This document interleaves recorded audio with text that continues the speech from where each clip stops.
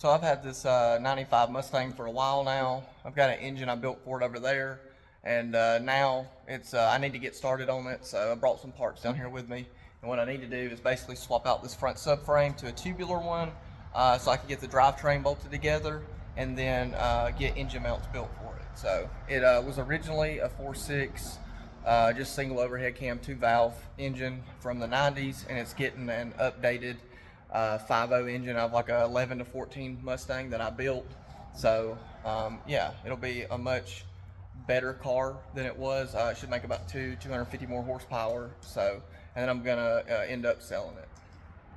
So I dropped the subframe and suspension out of the car. I got a tubular one to put in here, and then I got to swap most of this stuff over. So this is the tubular one I was talking about. See how it just gives a ton more room in here versus that big piece of metal. It did have mounts for the factory steering rack. However, the factory bolts and stuff were too long, so I ended up cutting the sleeve to kind of make a spacer, just so I could kind of reuse everything factory. I believe what I'm gonna do now, just because I do want this space, because I'm gonna have to build some engine mounts so I can like get in here and stuff, is go ahead and bolt the engine to the transmission and go ahead and get it kind of sat in there. And I'm gonna use the cross member from the transmission that came out of the car. That way the factory drive shaft and all that it'll just work. There's no modification needed. And then wherever the engine lands in the engine bay is where I'll build the mounts. So I ended up bringing those flywheel bolts with me today, and I've been working on getting the transmission bolted to the engine.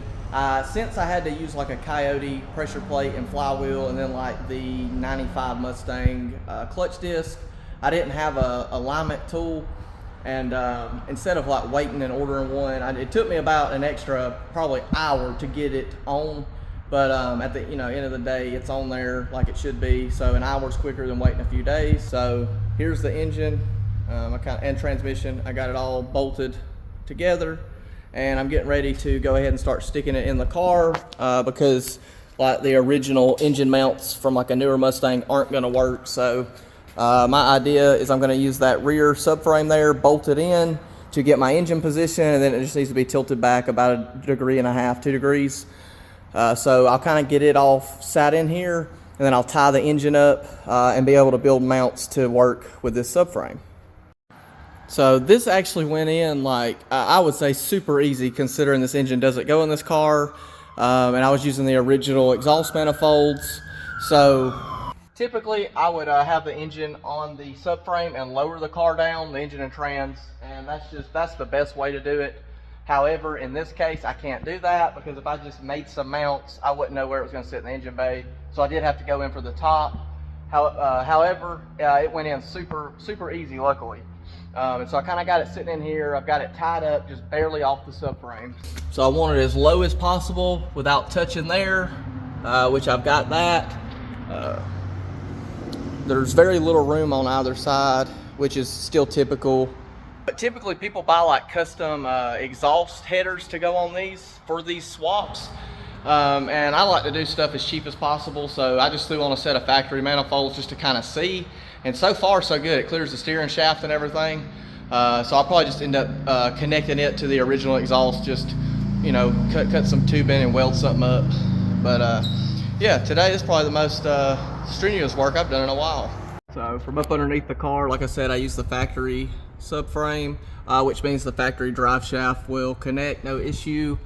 The only thing that I was concerned with was maybe if these weren't going to clear. They did clear, however, they're barely touching there and here. So I was considering probably just cutting those off and V-banding them. Plenty of steering shaft clearance, which is awesome. Right here is where the 95 Mustang, subframe engine mount goes, and then like the typical Coyotes would go there. So I basically just have to connect, make a plate to bolt on, that'll kind of come down, and then I can run a bolt through it there, and that will be the engine mounts. Shouldn't be too bad, really. What I'll probably end up doing is doing a plate, and then doing some pieces that go this way. And once I get that hole kind of centered up, I'll bolt them in. They'll be there, and I'll tack weld them. So then I'll kind of drop the engine out and be able to finish weld those, as well as kind of modify the exhaust how I will, and remove anything from the engine bay that needs removed. But yeah, I'm pretty happy with how this is coming along, considering it's just kind of using stuff I had and not buying any custom swap parts. So